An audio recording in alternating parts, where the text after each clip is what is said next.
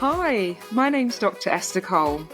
I'm the founder and director of a multi-award-winning international team, Lifespan Psychology, the diverse practice. I'm a consultant clinical psychologist, life coach and therapy business coach, and the first Black clinical psychologist to receive the BPS Early Career Award. I run individual and group coaching sessions for therapy bosses aspiring to build their team. BOSS stands for Business Owner Support Squad. Welcome to the Breaking Through Therapy podcast. This is the only podcast that supports you to come on the show with your therapist at least 1 year later to talk about the breakthroughs that you've made along your journey and its impact on your life ever since. So this is the Mental Wellness Podcast for people interested in having talking therapy, professionals who deliver talking therapy, and everyone in between.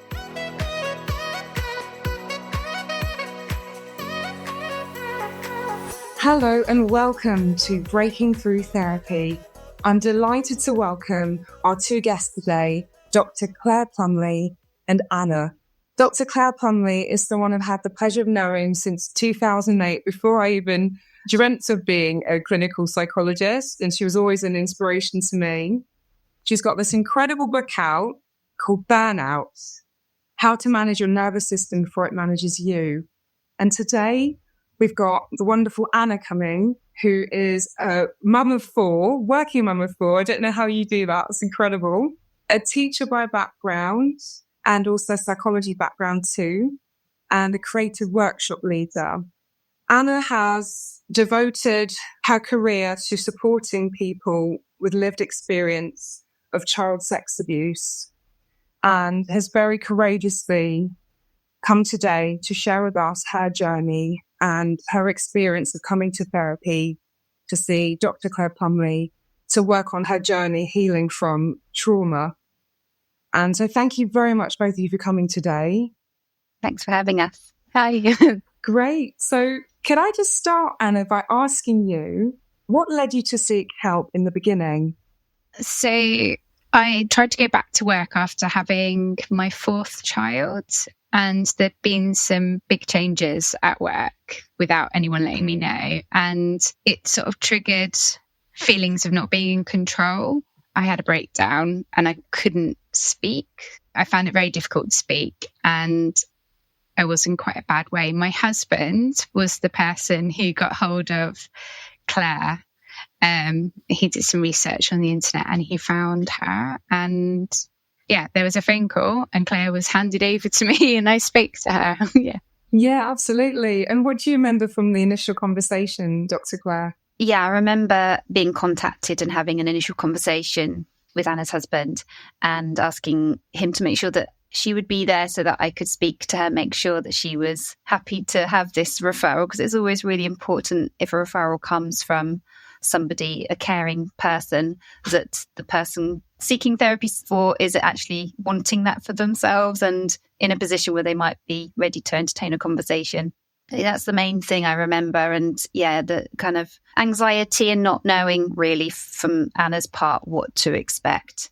And that I was allaying some of those fears that, she didn't need to have all the answers. We just needed to kind of make a start and get to know each other and move forward. But she was, feeling really stuck. And her level of functioning just didn't add up from what she'd managed to, do at work prior to the maternity leave and going back. So, Anna's husband painted a bit of a picture that she was struggling to paint herself at that point because the words were really stuck, weren't they, Anna? Yeah. I've been having really bad I know now I was having really bad flashbacks, and I was dissociating and having really intrusive thoughts. And I thought that I was toxic. So I was in a really, really bad way. What made you feel that you were toxic? What was it about your experience coming from maternity leave and having those flashbacks and so on that made you feel that you were toxic? So I think the birth of my fourth child, like with all my children, whenever I had them, I would experience really awful experience of trauma from the CSA, the child sexual abuse I experienced as a child. It triggered it in some way. And I hadn't really told anybody about it. But just before, I think, I spoke to Claire, I'd opened up to my mother-in-law. And when I told her, she cried. And it dawned on me that actually reaching out or talking to people, maybe they wouldn't shut me down and that they would listen to me. Yeah, thank you so much for sharing that. First of all, were you working online or in person? Because how do you come to a complete stranger and disclose that? This sounds really, really painful, really difficult. And obviously we're trained to, connect with as many people as we can, but it's such a sensitive, such a difficult and painful experience to share with a complete stranger. How could you do that? Well, it was in person. I don't think I would have been able to do it any other way. And I'm not sure how much I managed to actually say. When I first met Claire, I remember just having all these thoughts in my head and I couldn't speak them out. I couldn't say them aloud. I really remember that. And I remember thinking how it was really dangerous to say what had happened to me, because if I'd had like a really awful response when I was a child and I tried to reach out for help. So I started to write it down. I remember Claire handing me the pad and I just started to write. I was really worried about my spelling at first, which, I soon overcame. And so I wrote it down. I didn't have the words. I didn't have the language. I know I had a psychology degree, but I didn't have the language to talk about child sexual abuse. I didn't have words like grooming, gaslighting. I didn't even really know the full definition of rape. So I just didn't have the words at first. You didn't disclose it in the first few sessions. It took time to get to that point. We were kind of trying to piece things together, and early on was just about feeling like you could be in the room with me and just going really slowly, trying to do a little bit of kind of understanding your backstory in terms of just recent past. Because of course, just coming back from maternity leave, the recent past was kind of the fact that you had a little baby and 3 children, and all of that is quite a hectic life anyway. And understanding the situation at work, our early sessions were about that, and then trying to understand what these experiences were, which we then started to give labels to as dissociation, as flashback, and explaining that this was a trauma reaction and where else it came from. And then it was really hard because eye contact was really tricky, wasn't it? Looking up as well as finding words. So, just feeling safe enough with me just took a lot of really gentle kind of pacing. And just, I think if we had rushed to that point, you might not have come back. So I was just pleased every week when you kept coming back, even though it was really, really hard. And it sounds like you were able to create kind of a safe place in each other's company. You felt safe and able to open up gradually, and you were using different techniques. The writing was helpful. Did you come to an understanding about why you were unable to speak, why you became mute? I think I'm still processing. It's taken me years to even process what happened in therapy. It's brilliant because the things I learned with Claire, or the things I said with Claire, and I've since said with other therapists. So I have these moments where it just suddenly clicks. Oh yeah, of course I couldn't speak. Of course I felt this way about whatever it is I felt. And I can add something as well if it's helpful. I think we understood that speaking was partly difficult because you had always been closed down. There hadn't been any opportunities to speak that had felt safe. In fact, the opposite was true. If you spoke out, it was more dangerous. So this was part of it. So understanding what in psychology we call a formulation, like linking all the dots together right from the beginning. So we understand about attachments and people who are supportive or have the potential to be supportive, and what they are, who they are, and where else, you've been maybe not believed or let down. So we linked all these dots up. But also, don't know if you remember, Anna, but we did talk about, but I understand that this stuff doesn't always stick easily when you're in a stress place. The nature of trauma is that it can impact on our frontal lobes and the parts of our brain that are able to be accessed. And so Broca's area, which is the language center, which is housed in the kind of left frontal lobe, which is where we process language in terms of comprehension and finding our words. We don't always have good access to that in times of high stress and trauma. And so literally trying to use a bit of the brain that's not really in gear is very hard for us then. So part of early on, I was explaining some of this neuroscience around trauma to help Anna feel like, oh, it's not my fault. It's not that I'm failing here. This is a really normal reaction to a really traumatic event. That's really helpful, Claire, explaining the neuroscience behind it. And also I'm wondering about the age that you were, because this is going to help so many people who are listening who don't feel able to speak, who not being heard or being dangerous to talk about as a child, but can still, have hope to heal as an adult.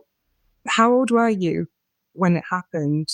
So I think the abuse I spoke about with Claire was about when I was 15, but actually also as a child growing up. And so there was different incidents throughout my childhood. I do remember, two main things. One was this boyfriend growing up as a teen, and then one was a family friend as a child.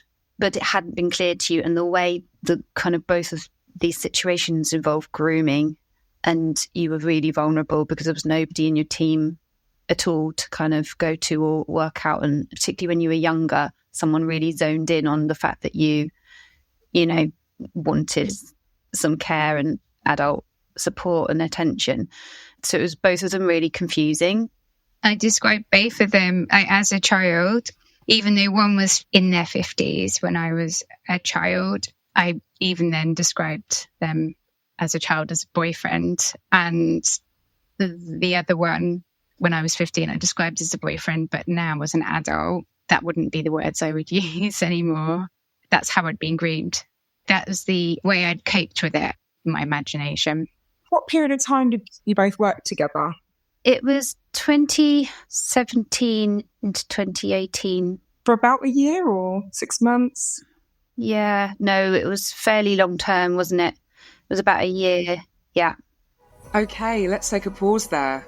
Come and have a free 15-minute consultation with one of our incredible multi-award-winning practitioners at Lifespan Psychology, the Diverse Practice. We're a multicultural team of doctorate-trained psychologists, psychotherapists and counsellors offering assessment, evidence-based talking therapy, coaching, training and consultations. We now also offer ADHD assessments in person and online.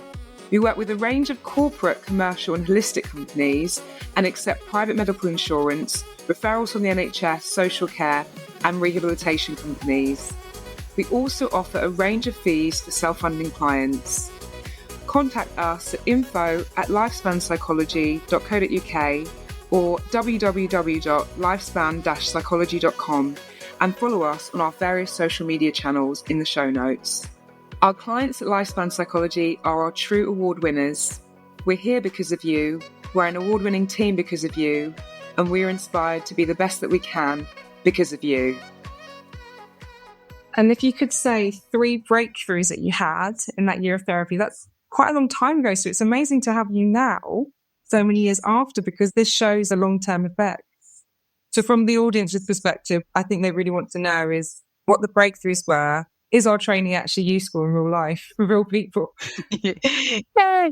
3. Okay, so the first one would be exploring and giving space to talk about what happened. So the language, the vocabulary have really mattered, and applying, like, for me to sort of have the time to apply that to myself. It's really easy to look up the word grooming and go, oh, that's what happens to other people. It's really hard to apply it to yourself, because for me, grooming felt like the same as being in love or being really, really loved. So it's still hard. Like, I still have to get the adult in me to check stuff out when I think about it. Writing it down was really important, like having different ways of communicating, even sending emails that maybe like Claire wouldn't be able to respond to, but I knew that I was managing to get the words out, and there was a lot.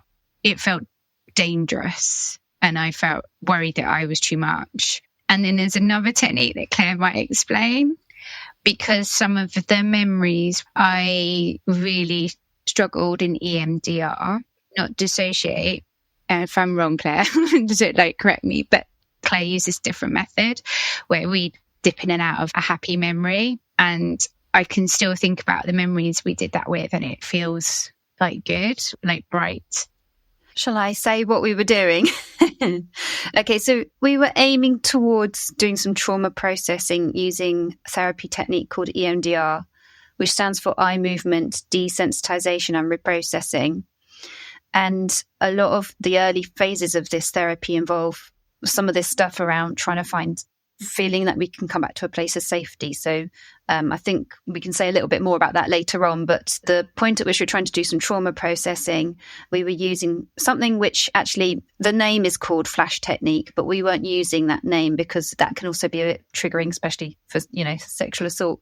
It's a bit like titration. You're kind of opening up the possibility of going into the trauma memory, but just a tiny bit. We're just kind of touching on it without really going into it. And then we're coming back to something that feels like a memory that feels positively engaging. And then so you kind of oscillating between these two until it feels safe enough to go into the trauma memory for the processing. Yeah, so it's interesting that when we were preparing for this podcast, that was something that really stayed with Anna, because often that technique is taught as a way to get to the trauma processing. But actually that was something that was almost, as a standalone intervention, the thing that she really held on to, because it could be tolerable. Learning that she could tolerate going to these pain points was an intervention of its own. So a pain point from a positive memory, kind of dipping in and out, back and forward between the positive memory and the painful memory in order to open up that as a way of sharing more details about imagery of the painful memory.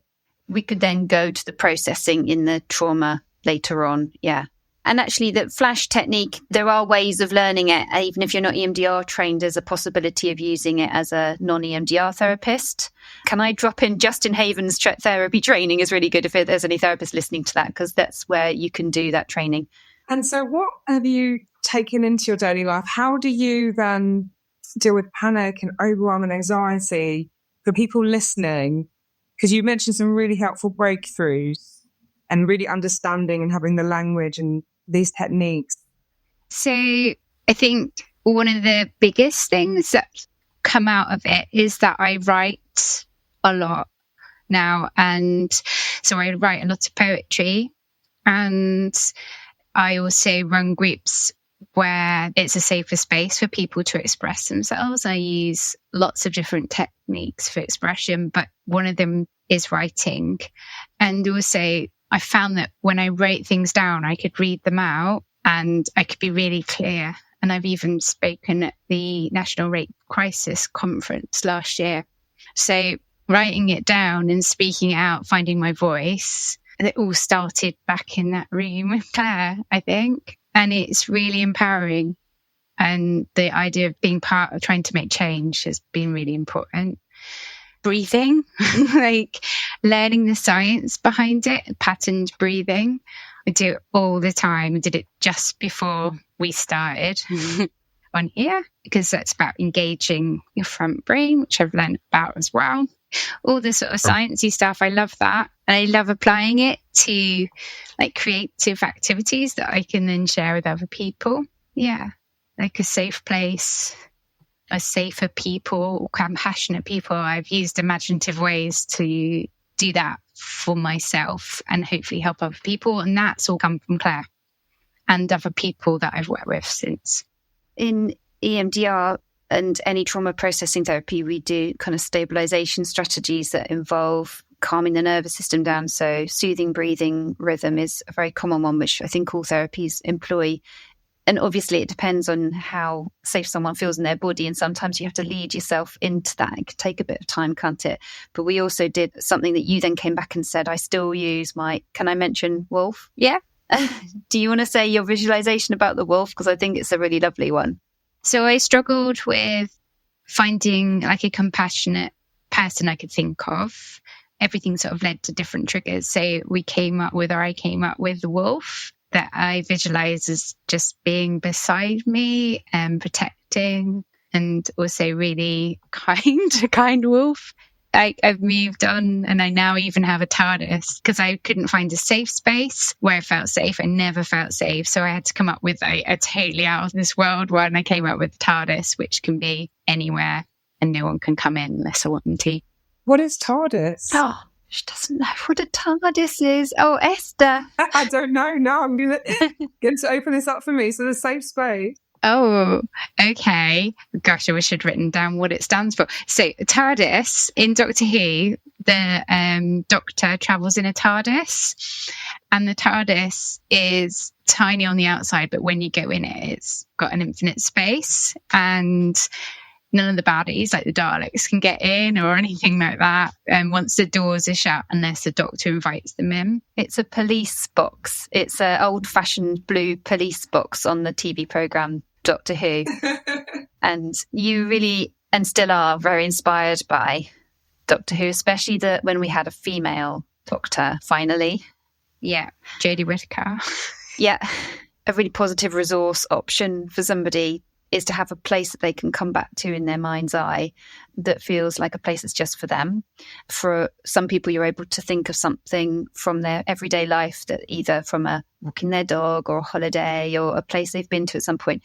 Sometimes that doesn't come easily. So then we can think creatively. And Anna was able to think really outside of the box and draw on things that she loved, which, you know, was kind of The Wolf was one, and then Doctor Who has been a big inspiration. And something else just to mention as well is the Wonder Woman stance, which we did. So thinking about physiologically, because there was a lot of shame in the room, a lot of kind of literally hiding away body, kind of pulling your sleeves. Do you remember doing this a lot? I remember you sitting and pulling your sleeves right over your hands and like looking down. So we talked about trying to test out what it would be like to sit in a way that allowed a little bit more confidence into the body to see how it would impact on being there in the room. And we talked about the Wonder Woman stance, which is when you kind of stand with your hands on your hips. And this was something that Anna was familiar with because she had done it previously at work. And you'd kind of forgotten about it at that time. And it was really nice to connect to these inner resources that were in there. You would just become very disconnected from. So we kind of really tapping into something that had already been a resource. And it's really nice when that is possible. I'd used that sort of like technique when I was teaching, but the idea that I was allowed to use it when I was talking about things that made me feel so full of shame, the idea that Claire was offering that as a thing meant that she wasn't disgusted by me. Okay, that's food for thought. Let's take a break here. I personally believe that health is the most important form of wealth, and it should be free at the point of need for everyone on the planet. We're therefore fundraising for NHS Charities Together and hoping to raise £10,000 per year through this podcast. NHS Charities Together currently fund over 4,000 projects to support staff and patients to build a brighter future for the NHS. Find out more from our fundraising page in the show notes. This podcast is free to listen to, but we recommend a one-off donation of the cost of your therapy session or anything you can afford so we can reach our £10,000 target every year to support the NHS. I've donated the price of my therapy session, and my company will continue to sponsor this podcast and fundraise for the NHS as long as we're able to. Please rate, like, share and subscribe to this podcast to spread the word. If you would like to sponsor us or feature on the show, please email info@breakingthroughtherapy.com. There's just so much to unpack there, isn't there? And you wrote some beautiful things about the therapeutic relationship, about how you felt with Claire and how you didn't feel judged and how she was open and listened and wasn't disgusted. And I think, especially if you've had a really bad experience of disclosing CSA, to actually have that experience of really feeling heard and seen, and this beautiful kind of fantasy world that you're exploring together. We probably wouldn't have talked about this if you hadn't had the courage to, talk to me a bit more about this Doctor Who TARDIS thing. But I think it's so important that, we do need joy and escapism and fantasy. And I think for parents listening who have found out this has happened to their child, what would you say, or what resources are there for parents who find this out? Well, the groups I run are for adults. I also work with young people and children who may well have, just through what I do, may well have experienced trauma. And I would say that play is really important. Like, when people are going through really hard things, I feel it's the right to still have colour and light in their life. And so I use lots of play within the groups that I run. So we might do a piece of writing that might be quite hard, but also quite good for feeling like people can express themselves. And then we'll do something quite playful or something fun or different. Like, we make little Lego superheroes that all comes from the Superwoman's dance, or we make hacky sacks that are good for grounding. When I've worked with young people in Bristol, I've done that sort of thing. We've done superhero workshops, and play is really important whatever age people are. That sounds great. What are khaki sacks? I'm learning so many things today. A hacky sack, so the ones that we make, we get balloons and we fill them up with different coloured sand, and you can imagine the different coloured sand represents glimmers, so happy feelings, the opposite to triggers. It's all about using imagination. And so you fill a balloon up, and then you tie it, and then you put a couple of layers on it, and you've got this squishy ball that you can then throw around if you're feeling a bit cross, or you can squish it in your hand when you're having therapy. And I don't know, it's like a memory anchor to the glimmers, but it's also like a sensory thing. That sounds great. Anna has so many really great ways of using creative means to support emotion expression and just connecting and grounding that she uses in her creative groups. I feel like as therapists, sometimes training doesn't always give us as many tools, because we use a lot of talking therapy tools. So I do think having some extra options like that in the toolkit can be supportive. And we made a soothing kit, and I think some of these things you can then carry around in a little bag and have with you. So if you really are overwhelmed, and you're struggling to kind of connect with your breath, you've got something to hold on to as you do it to help ground you. And a hacky sack like that is really lovely. Yeah, Anna's made one with me, showed me what she does in her creative groups, and I think they feel amazing. They're so squidgy and moorish. Fantastic. And so we talked a bit about social situations and being at work and that being difficult. You mentioned as well that you had a slight stammer. And I'm just wondering how, it's incredibly courageous what you're able to do, but how did you overcome some of those sorts of that social anxiety and the social situations? I'm still working on that. I'm on the waiting list. People think that I have autism, so I'm on the waiting list, maybe get that diagnosis. But I have learnt lots of techniques to help me cope socially. One is I plan a lot. One is I write down, I order, and use pictures to think about what I'm going to do.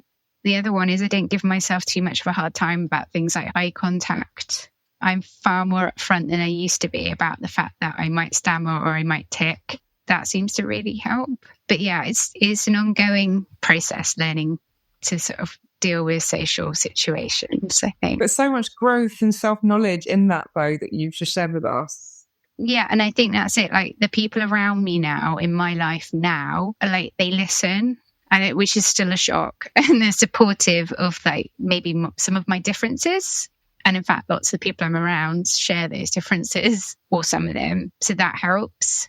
My life's really different to when I was a child, and I felt very alone, and I was very vulnerable.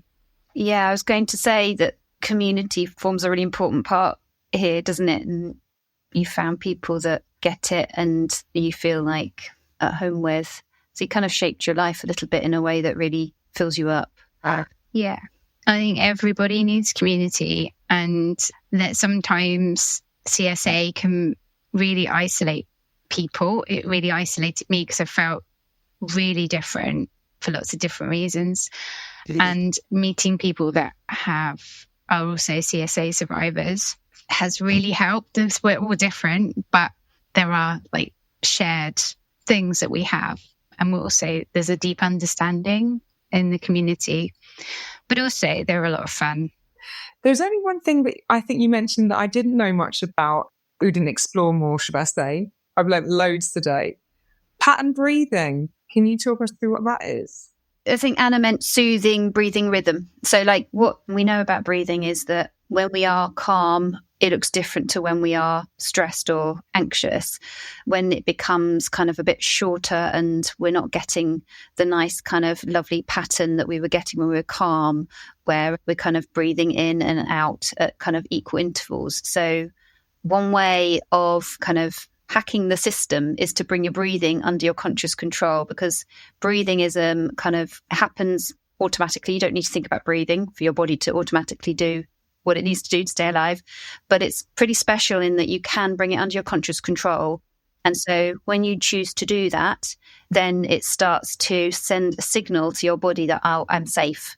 So in particular, the most important elements of breathing is to make sure that if you're counting in and out, that the pattern is the same on each in and out. So it could be breathing in for 3 and out for 4, in for 3, out for 4. What you don't want is in for 3, out for 4, in for 2, out for 5. That's not rhythmic. So you want a pattern that is equal. So lots of people listen to this will have breathing patterns that they use that work for them. Box breathing is a common one, where you breathe in and then you pause and then you breathe out. You know, yoga breathing, deep belly or diaphragmatic breathing, they're all kind of doing the same thing. But the key thing is to do it for 2 to 3 minutes, and your nervous system will really start to get the message that it's nothing to be panicked about, and we'll let go of the anxiety and switch back into green mode. Great. And so anybody was unsure about starting therapy and had been through something similar? What we talked about was, that this is your choice. So come when you're ready, but you know, you don't need to have all the answers to be ready. If you sort of mean that therapy is about coming together in a supportive way. And so even if you're not sure what you're going to say, what the words are, if you're a bit like in Anna's situation, you can still come, and that's the starting point. Yeah. And when we spoke about this in anticipation, you said to me that therapy was the beginning of me being able to speak about what happened, the language and the understanding. One really important thing for me to say is that when I used to think about counselling or therapy, I thought that you would have like a block of it and then you'd be healed. I know from my experience that that's not always the case. It wasn't the case for me. It isn't the case for me. I've had a lot of counselling and a lot of therapy, starting with Claire. But Claire was the starting point to trusting that I could speak out. And I think just make a start somewhere. And if that person isn't suited to you because you can't find a way together to open up, then there will be other people, hopefully. And I think that is the bias, isn't it? I don't know if it's a UK thing, but it's like, have your 10 sessions and you're done. I think that self-knowledge, self-awareness, growth, your personal and professional journey, just all the life transitions we make, you know, having 1 child, then 2 children, then 3, then 4 in your case, you know, there's so many changes that we go through, so many adjustments, challenges, that for me, I think therapy is a lifelong journey. And sometimes you do a leg of your journey with a therapist who's got one type of training and experience. And then, you know, you might have a break, not feel like you've reached where you would like to yet. And you might start another leg with somebody else who's got different training. So, yeah, I think, like Anna says, is this the right person for what you need right now? And the important thing is that they make you feel safe, that you can build on a trusting relationship. And then even if they do say something a bit clunky, you know, your therapeutic relationship can withstand that, and you maybe feel either able to explain that or share, rather than it feeling like, and I just can't work with that person. That's where, you know, therapeutic trust is. And in case of complex trauma, yes, long-term therapy, you know, might be what's required, because it's a bit like a heavy goods vehicle moving downhill. You can't just put your foot on the gas and go quickly, because it would speed out of control. You have to kind of keep your foot on the brake, going super slowly, edging forward. Any progression forward is just, you know, exactly where you should be. And I think we spent a lot of time saying that, didn't we, Anna? You know, you're here. This is what the work looks like, because I know that you would be hard on yourself, that you felt so stuck and you would blame yourself. And so we were using that to model self-compassion and work on. And I think, yeah, you've come leaps and bounds with self-compassion.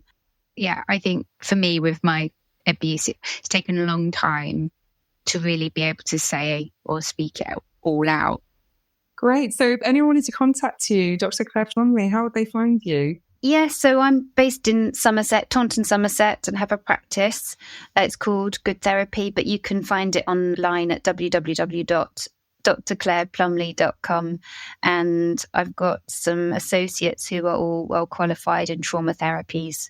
So a few of us work here in person and then also available online. And on the social medias, I'm on Instagram, TikTok, Facebook, and LinkedIn, and I make social media content about some of these things. So if people kind of just open to exploring but not quite ready for therapy, just go and start absorbing content by registered health professionals like psychologists online. That's still part of your journey because, you know, it explains these types of things. Listening to this podcast might be part of your journey and just where you're at right now. Absolutely brilliant. And yes, you are a TikTok sensation, if I may say so. I love your content.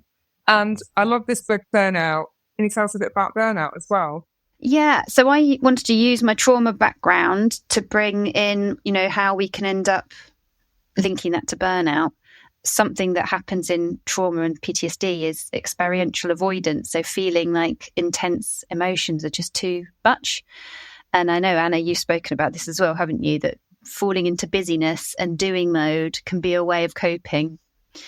And so when you're, you know, in an environment that encourages that because you've got a lot of workplace stress, it can all add up. So burnout is an issue that can affect anyone, not just people who've had trauma backgrounds. But I do think if you've had a lot of trauma of omission, which is unmet childhood needs and things, it makes it harder for us to have those healthy stress management techniques when there is chronic occupational stress. So I felt like writing a book from the lens of a trauma-trained clinical psychologist might be a helpful addition to the literary world. So I've had a go at writing a book and really enjoyed it. Fantastic read, really, really super helpful. Okay, well, thank you for both coming today. It's been amazing. I've learned so much. Thanks for being so generous with your time and with your story. I'm going to say goodbye for now. Keep in touch. Thank you. Thanks.